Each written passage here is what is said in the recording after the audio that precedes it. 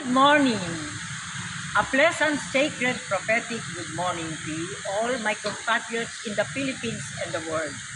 Today is June 18, 2025. This is the 117th founding anniversary of the University of the Philippines. And today, I start here before going to the Pamitinan Protected Landscape of Rodriguez Rizal, where the Katipunan made a pilgrimage covenant. 1895, Good Friday for the Easter Sunday resurrection of the beloved Philippines. So, the Marcos cabinet members, the cabinet members of our beloved President, 17th Sacred Prophetic President of the Philippine Republic for the world, will be offered there in Rodriguez Rizal. The Marcos Junior Cabinet members. So from here, I go there because they are celebrating the 117. The offering is the 117 founding anniversary of the University of the Philippines.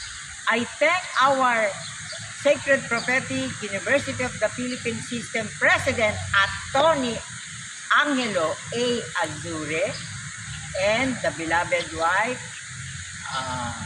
Attorney Edlin Bersola Jimenez, and of course, our beloved UP Diliman Chancellor, Attorney Edgardo Carlo Bistan II.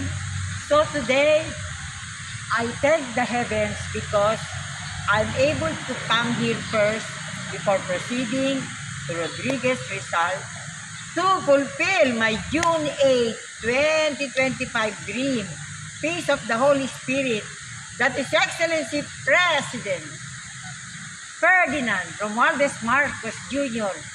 is rejoicing in peace, joy, and hope with his cabinet members, celebrating the 117th founding anniversary of the University of the Philippines.